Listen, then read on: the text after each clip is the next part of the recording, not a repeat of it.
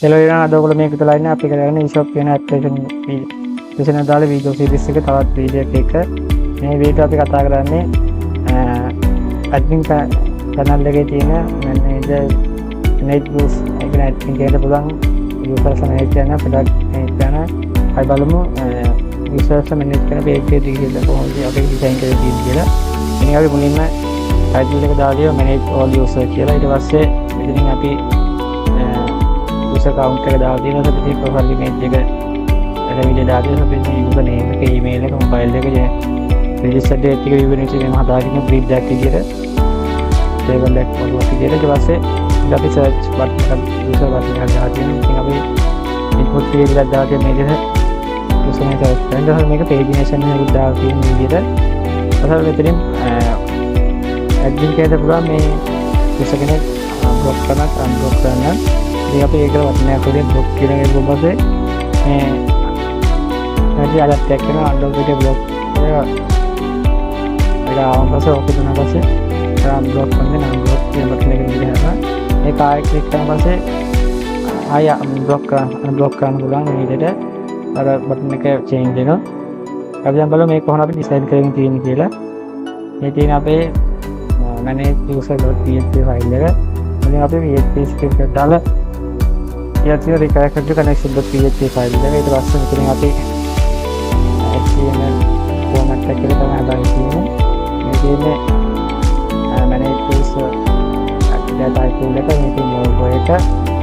ඊට පස්සේ මේ තියෙන්නේ manage all user type එක. ඊට පස්සේ මේ තියෙන්නේ අර search එක තිබුණාද බටන් එක සහ text field එක. ඊට පස්සේ මේ තියෙන්නේ අර grid එක topics ටික මේ තියෙන්නේ මේක ඊට පස්සේ මේ තියෙන්නේ pagination එක දාලා මොකෝඩ් ටික මේ තියෙන්නේ මේකදී අපි අපේ row 20 තමයි කියලා තියෙන එක පෙරේට රිවෙන්න row 20 කියලා කියලා තියෙන්නේ.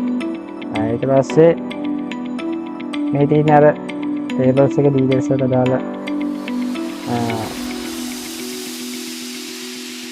code එක තමයි මේ තියෙන්නේ. මෙතනින් කියලා තියෙනවා userගේ අංකේ ඊළඟ number එක ඉතින් profile image එක userගේ මේ profile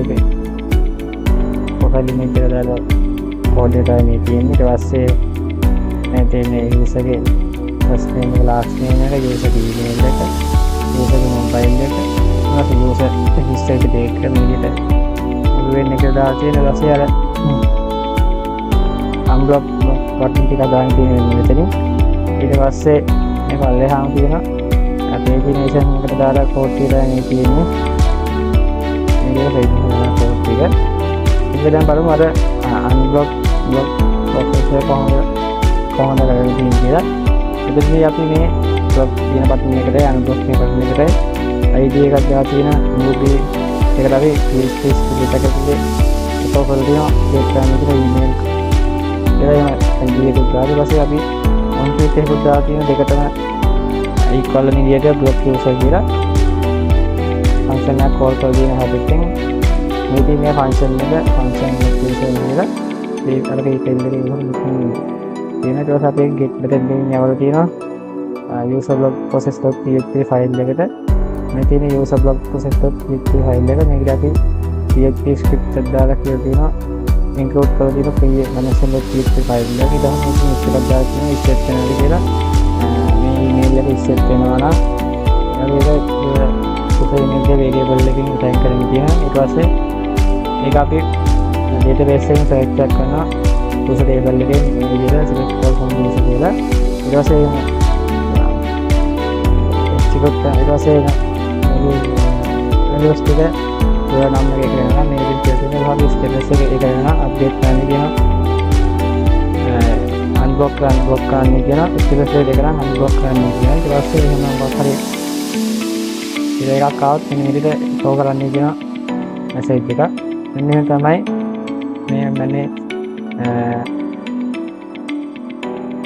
මෙහෙම තමයි manage all user page එක දාලා design එක සහ මේ block unblocking process එක දාලා